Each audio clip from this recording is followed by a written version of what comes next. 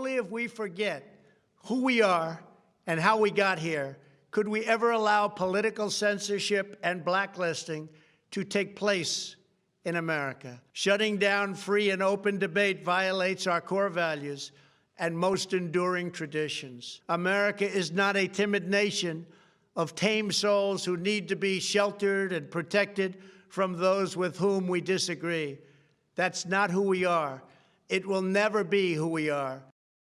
Was part of the president's farewell message yesterday. Let's bring in Mike Huckabee, Fox News contributor and former Arkansas governor. Good morning to you.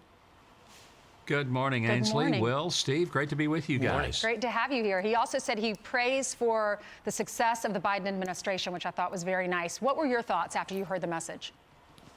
Well, I thought he was perfectly spot on both in tone and content, and I'm so glad he addressed the issue of open speech and freedom and liberty, the things that we value. This is a president who has championed those things.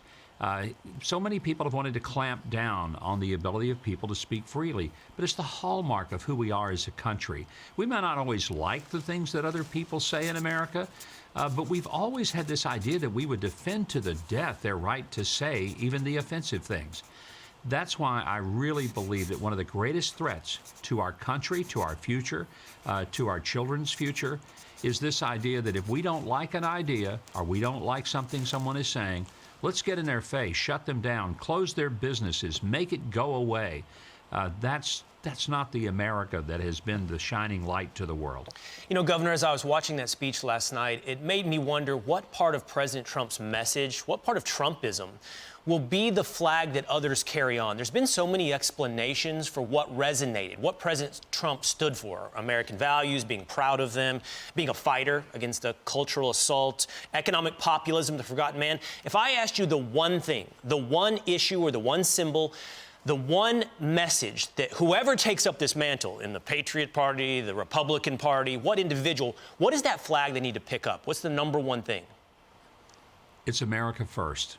We're a great country. And it was so very evident that throughout his campaign and his presidency that this is a president that never apologized for America.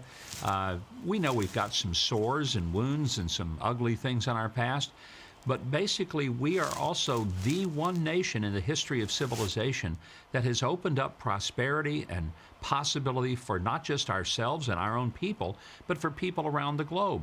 And this president didn't apologize for who we are and where we've come from. I often said during the campaign of 2016 that you could go into a Waffle House and see four guys sitting around drinking their coffee, kind of huddled in close where no one else could hear them. And they would talk about the things they really believed in. Donald Trump would go to the podium and in a microphone in front of 25,000 people say what those guys just said. Yeah. And people celebrated that he was speaking for working class people and for the common guy. And he has launched a movement. That movement isn't going anywhere. I think a lot of people may say, oh, Donald Trump's gone today. Right. He may not be president, but his message and the principles upon which he built his presidency, not the personality, and you made I think a great point distinguishing that a few minutes ago, but his message and the principles of building the country and putting American working people first, that ain't going anywhere. Yeah, but Governor, there are some who are using this occasion to say, we've got to just essentially change all those people who voted for Trump.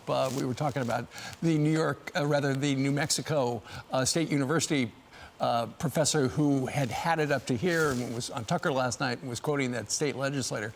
But James Comey, who is pretty much responsible for the Mueller investigation of the president, said this to the Guardian newspaper. He said, the Republican Party needs to be burned down or changed. Something is shifting, and I'm hoping it's the fault breaking apart. A break between the Trumpists and those who want to try and build a responsible conservative party, because everybody should know that we need one. Who would want to be part of an organization that at its core is built on lies and racism and know-nothingness? Know-nothingism. It's not just a healthy political organization. So is that good advice? Just burn it down? Here's from the arsonist of the FBI who nearly burned down the institution of the Federal Bureau of Investigation single-handedly, who destroyed its reputation for being a professional organization that sought for justice equally. I doubt many Americans care what James Comey has to think about how we're going to fix the Republican Party and the conservative movement. He's neither Republican nor conservative, and frankly, I'm grateful that in America he can express himself, but we'll take that under advisement, which means we'll put it under a blanket and think about it no more. Governor, thanks for being with us. Thank you. Good to see you guys. Good to see you, too.